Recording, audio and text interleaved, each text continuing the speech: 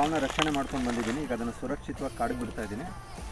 ಅದಕ್ಕೆ ಮುಂಚೆ ಒಂದು ವಿಷಯ ನಿಮ್ಮ ಜೊತೆ ಹಂಚ್ಕೊಳ್ತೀನಿ ಬಂಧುಗಳೇ. ಕಲಿಯುಗದಲ್ಲಿ ಭಕ್ಷಕರು ಮತ್ತು ಸ್ವಾರ್ಥಿಗಳೇ ಜಾಸ್ತಿ ಆಗಿಬಿಟ್ಟಿದ್ದಾರೆ.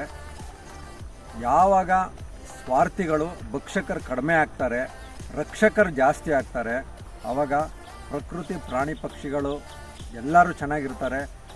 ಆವಾಗ ಭೂಮಿ ಮೇಲೆ ಪ್ರತಿಯೊಬ್ಬರಿಗೂ ಬದುಕೋದಕ್ಕೆ ತುಂಬ ಒಂದು ಒಳ್ಳೆಯ ಕಾಲ. ಅಂದರೆ ಅವಾಗೊಂದು ಕಾಲ ಇತ್ತು ಹಿಂದಿನ ಕಾಲದಲ್ಲಿ. ಅಂದರೆ ಶ್ರೀರಾಮ ತ್ರೇತಾಯುಗದಲ್ಲೆಲ್ಲ ಏನು ಅಂದರೆ ಯಾರೋ ಒಬ್ಬೊಬ್ರು ರಾಕ್ಷಸರು ಬರ್ತಾಯಿದ್ರು. ಆವಾಗ ಶ್ರೀರಾಮ ಅವತಾರ ಎತ್ತು ಬಂದು ರಾವಣನ ಸಂಹಾರ ಮಾಡಿ ಎಷ್ಟೋ ರಾಕ್ಷಸನ ಸಂಹಾರ ಮಾಡಿದ್ರಲ್ಲ, ಆವಾಗ ಅಲ್ಲೇ ಒಬ್ಬೊಬ್ಬರು.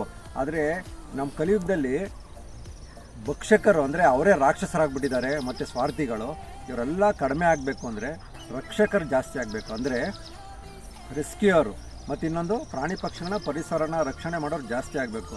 ಅವರು ಯಾವಾಗ ಜಾಸ್ತಿ ಆಗ್ತಾರೆ ಆವಾಗ ಪ್ರತಿಯೊಂದೂ ಭೂಮಿ ಮೇಲೆ ಪ್ರಾಣಿ ಪಕ್ಷಿಗಳು ಸಂತೋಷವಾಗಿರ್ತವೆ. ಆವಾಗ ಮನುಷ್ಯನು ಭೂಮಿ ಮೇಲೆ ಆರಾಮಾಗಿ ಜೀವನ ಮಾಡೋದಕ್ಕೆ ಒಳ್ಳೆಯದಾಗುತ್ತೆ ಬಂಧುಗಳೇ. ದಯವಿಟ್ಟು ಪರಿಸರ ಪ್ರಾಣಿ ಪಕ್ಷಿಗಳನ್ನ ಎಲ್ಲರೂ ರಕ್ಷಣೆ ಮಾಡೋಣ. ಜೈ ಶ್ರೀರಾಮ್. ಜೈ ಶ್ರೀರಾಮ್.